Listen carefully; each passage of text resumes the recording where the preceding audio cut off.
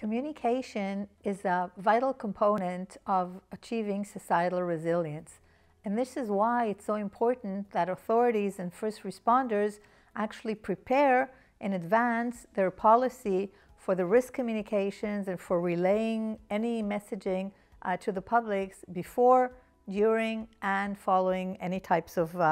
crisis.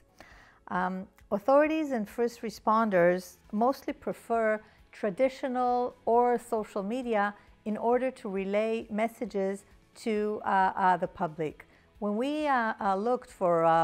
their opinions through surveys and through interviews, what we have found out that most of them actually prefer a top-down manner of communication in relation to actually a multi-directional communication between them and the public, which not always gives a good response to the needs and expectations of the populations or the overall public. Most communication that we have seen is using the methodologies through TV, through radio, and so on, and many of them are reluctant to try innovative types of communication channel, such as, for example, using artificial intelligence enabled chatbot in order to provide very crucial information during crisis when the information centers may be too busy to respond to all the needs of the population. Another element that we have found in Engage that although most organizations have designed pre-planned policies for risk communication and communication, only the very large international organizations, for example, the World Health Organization, has prepared a policy that goes beyond what communication channels will be used or who will be authorized to use them. And most of the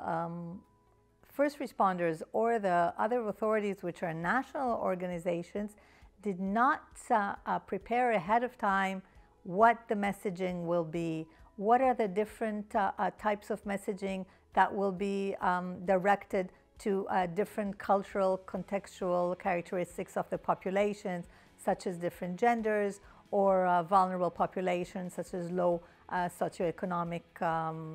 people that comes from vulnerable groups and so on. And as we know that there is not one specific type of communication that is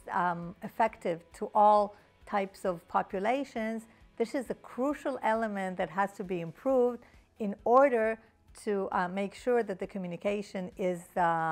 effective. So one of the most important conclusions that we have reached in Engaged is that it's important to design the policies ahead of time for all organizations for using the communication, and most specifically risk communications, during different adversities in order to respond to the needs and expectations of the different sectors and different groups in the population.